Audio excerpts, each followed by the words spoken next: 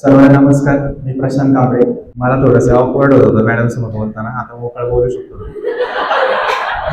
प्रत्येकाच्या आयुष्यात काही ना काही चालू असतं, पण माझ्या आयुष्यात सगळ्यात मोठा भूकंप या 2 वर्षामध्ये घडला.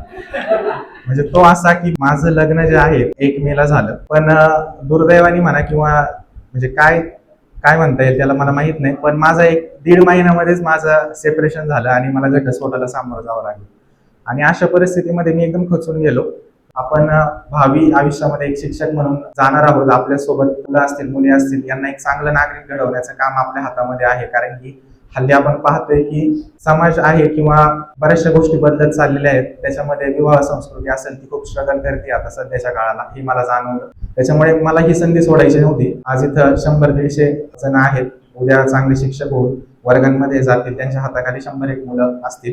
हा विचार आज आपण इथून घेऊन जाऊयात की आपल्याला येणाऱ्या काळामध्ये खूप चांगलं काम करण्याची गरज आहे. चांगला विद्यार्थी, चांगले मुलं असतील, चांगले मुली असतील, एक विद्यार्थी म्हणून आपण त्याला नुसतं जॉब किंवा शिक्षण न देता त्याला एक सक्षम नागरिक कसं घडवता येईल या पद्धतीने विचार केला पाहिजे. कारण की उद्या तीच व्यक्ती एखादं कुटुंब रिप्रेझेंट करणार आहे, तो मुलगा असो किंवा मुलगी असो, आणि आपण जे त्याला संस्कार देऊ ते खूप महत्वाचे ठरणार आहे. आता आपल्याला माहिती AI चा काळ आहे, पण आई मुलांना राहिलेले नाहीये. बऱ्याचशा गोष्टी आपल्याला कळतात. पोटचा मुलगा टाकून मुलगी निघून जाते किंवा बऱ्याचशा लग्न संस्कृतीमध्ये बऱ्याचशा विचित्र गोष्टी घडतात आपल्या सभोवताली. ह्या गोष्टी कशा पद्धतीने कमी करता येईल, आणि आपण जर त्या गोष्टी कमी वयातच मुलांना चांगले संस्कार लावले तर पुढे येऊन एखाद्याचं कुटुंब किंवा आयुष्य उद्ध्वस्त होणार नाही. अशा पद्धतीने आपण सध्या काम करणं गरजेचं आहे.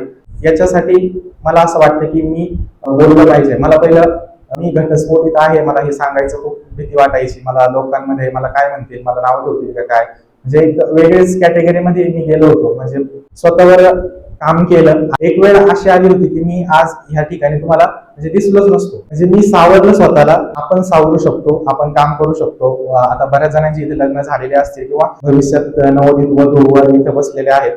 पण मी एकच सांगेल की कुटुंबात म्हणजे आपण एखाद्या नात्यात प्रवेश करतो तेव्हा दोघांची जबाबदारी खूप वाढते, आणि प्रत्येकाने एकमेकाला विश्वासात घेऊन जर चालवलं तर सगळ्या गोष्टी चांगल्या पद्धतीने घडतील. जे आता ऑलरेडी नात्यात आहेत, आपल्याला सगळ्यांना माहित असतं की आपलं नातं कशामुळं ब्रेक होणार आहे किंवा ते कशामुळे थांबणार आहे. पण काही गोष्टी आपण लाईटली घेतो. समोरच्याला गृहीत धरणं असेल किंवा काय होतं किंवा काय फरक पडणार आहे, अशा गोष्टी खूप निगेटिव्ह लेवलला त्या नात्यामध्ये घेऊन जातात.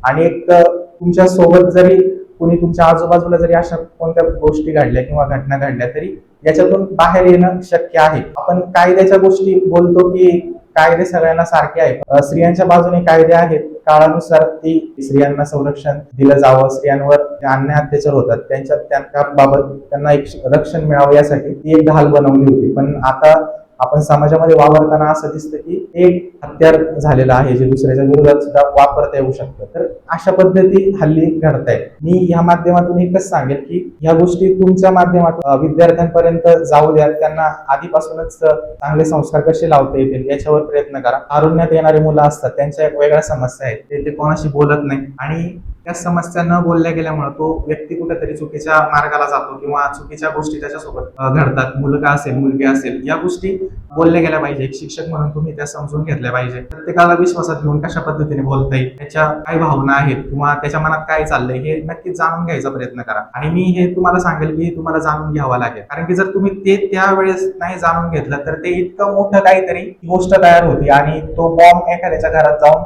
फुटतो आणि तो समोरचा पूर्ण कुटुंबासकट कामाला लागतो. म्हणजे हल्ली आपल्या हातात जे मोबाईल आहेत हे सगळ्या शाळांमध्ये असताना निबंध लिहिलेले आहेत, मोबाईल शाप वरदान. पण आता काही वेळेस असं जाणवतं की मोबाईल वरदान ठरण्यापेक्षा तो इतक्या भयानक पद्धतीने शाप ठरतो. कारण की आपल्याला चांगल्या वाईट सगळ्या गोष्टी मोबाईलवर आज पाहायला मिळतात, आणि आपण बघतो की जास्त प्रवाह लहान मुलांचा जो असतो तो मोबाईलवर वेगळ्या वळणाला जाण्याकडे असतो. त्यांना मार्गदर्शन लवकर भेटत नाही. कमी वयातल्या मुलं जे असतात ते लवकर वाईट गोष्टींकडे आकर्षित होतात, आणि ते झाल्यामुळं ते त्यांच्या मनामध्ये राहतं, आणि मनामध्ये राहिल्यामुळं कुणाला कधी बोललं न गेल्यामुळं ते त्याच काही गोष्टी घेऊन पुढे मोठे होतात. सुमीच्या पावलांनी एखादी सून घरात येते, स्त्रीला जसं लक्ष्मीची उपमा देतो तसं मुलामध्ये नारायण पाहतो किंवा विष्णूचा अवतार म्हणून मुलाला पाहतो. एखाद्या कुटुंबाला एखादा जावई म्हणून मिळणारा मुलगा असेल किंवा एखाद्या कुटुंबाला एखादी लक्ष्मी म्हणून मिळणारी मुलगी असेल, या मुलीचा इतिहास किंवा मुलाचा इतिहास कुठून घडतो? तो त्याच्या शालेय वातावरणापासून घडतो. त्या वेळेपासूनच आपण कशा पद्धतीनं या गोष्टीवर प्रयत्न केला पाहिजे. मी त्यांना हे सांगत होतो मुलांना की अवांतर विषय होईल, पण ज्या गोष्टी आता हे शिक्षक म्हणून आपण प्रत्येक वर्गांवर जाणार आहे. तुम्ही पण मुलींसाठी किंवा मुलांसाठी जे तारुण्यभान शिबिरांसारखे कार्यक्रम घेता, मी फोटो पाहतो, त्या कार्यक्रमांची खरंच खूप गरज आहे आज. कारण की आपण पाहतोय की हे प्रमाण खूप वाढलेलं आहे आणि लग्न संस्कृती कुठेतरी विश्वासावर अवलंबून आहे, ती तशीच टिकून राहावी याच्यासाठी ही सुरुवात खरं कुठून होते? तर ही सुरुवात मॅडम पासून होते. कारण की मॅडम ज्या पद्धतीने विद्यार्थ्यांना असतील किंवा मुलींना असतील मार्गदर्शन करतात, खरंच हे जे बीज आहे ना, हे त्या योग्य वयात जर पेरलं गेलं तर त्याचं खूप चांगलं एक वटवृक्ष तयार होतं आणि ते खरंच खूप चांगल्या पद्धतीने त्याच्या खाली खूप चांगली कुटुंब वाढतात. तर अशा पद्धतीने सर्वांना काम करण्याची गरज आहे. भविष्यात अशा गोष्टी होऊ नये म्हणून आपण प्रयत्न करावा असं मला वाटतं. तुमच्या समोर येऊन बोलू शकलो याचं मलाच खूप छान वाटतं की मी एवढ्या लोकांना फेस करू शकतो. आपली जबाबदारी खूप वाढते. मी जी गोष्ट बोललेली आहे ती तुमच्या मनात असू द्या की कुठेतरी अशी एक व्यक्ती आपल्या आयुष्यात आली होती ती असं आपल्याला सांगून गेली. आणि एक शिक्षक म्हणून तुमची खूप मोठी जबाबदारी आहे. आई आणि वडिलांनंतर विद्यार्थी सगळ्यात जास्त काळ आपल्या सोबत असणार आहे भविष्यामध्ये आणि त्याला घडवण्याचं काम तुम्ही कराल अशी मी अपेक्षा व्यक्त करतो आणि इथे थांबतो. सगळ्यांना शुभेच्छा. धन्यवाद.